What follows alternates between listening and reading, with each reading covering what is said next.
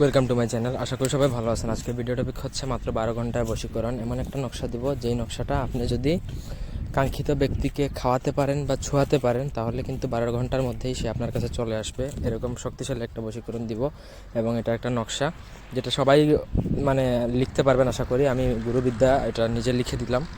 তো পুরো ভিডিওটা না টেনে শুরু থেকে শেষ পর্যন্ত দেখেন। আমার চ্যানেলটা সাবস্ক্রাইব করবেন, লাইক কমেন্ট শেয়ার করবেন। আর আপনারা যদি আমাদেরকে দিয়ে কোনো ব্যক্তিগত কাজ করাতে চান, তাহলে স্ক্রিনে দেওয়া নাম্বার আছে, সেই নাম্বারে যে কোনো একটাতে এই মুহূর্তে হোয়াটসঅ্যাপে বা সরাসরি ফোনে কথা বলে যে কোনো কাজ করাতে পারবেন, দেশে বা দেশের বাইরে থেকে।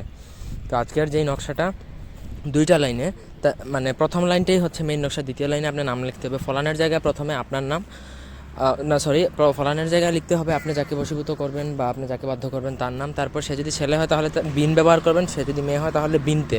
তারপর হচ্ছে সে যদি ছেলে হয় তার বাবার নাম দ্বিতীয় ফলানে, আর সে যদি মেয়ে হয় তাহলে তার মায়ের নাম। এভাবে লিখে নকশাটা কমপ্লিট করতে হবে। নকশাটা লিখতে হবে আপনাকে যে কোনো শনি বা মঙ্গলবার দিনে।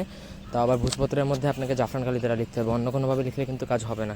তো আপনাকে যখন নকশাটা লেখা কমপ্লিট হয়ে যাবে, তারপরে আপনি সেই নকশাটা যে কোনো সময় ব্যবহার করতে পারবেন। তো নকশাটা লিখবেন, লেখার সময় অবশ্যই পাক পবিত্রতাটা মেনটেন করবেন। পাক পবিত্র হয়ে একা নির্জনে বসে কাউকে না জানিয়ে আতর গোলাপ জল একটু নকশার উপর দিবেন। তারপর নকশা লেখা কমপ্লিট যখন হয়ে যাবে, তারপর সেই নকশাটা আপনাকে যে কোনোভাবে আপনি যাকে বশীভূত করবেন তাকে না জানিয়ে কোনোভাবে যদি ওই নকশাটা হাতে রেখে, যদি বা হাতে বা ডান হাতে যদি তাকে কোনোভাবে স্পর্শ করতে পারেন, তাহলে কিন্তু সে আপনার বশীভূত হয়ে যাবে। ওই একবার ছুঁবেন, তাতেই কাজ হয়ে যাবে। অথবা যদি আপনি কোনো কিছুতে যদি ভিজিয়ে এই নকশাটা 7 বার ডুবিয়ে তারপর ওই পানি যদি কাউকে খাইয়ে দিতে পারেন, তাহলে সে কিন্তু আপনার প্রেমে পাগল হয়ে যাবে, আপনার মহব্বতে পাগল হয়ে যাবে, বশীভূত হয়ে যাবে। আপনি যা বলবেন তাই শুনবে। তো আমি আগে বলছি যে এটা একটা ইসলামী নকশা, অত্যন্ত কার্যকর। তবে এটা খারাপ কোনো উদ্দেশ্য নিয়ে কাজ করলে কোনো রেজাল্ট আসে না। তো অন্যভাবে এটা প্রয়োগ করবেন না। ভিডিওটা যদি ভালো লেগে থাকে তাহলে লাইক দিবেন, কমেন্ট শেয়ার এবং সাবস্ক্রাইব করবেন।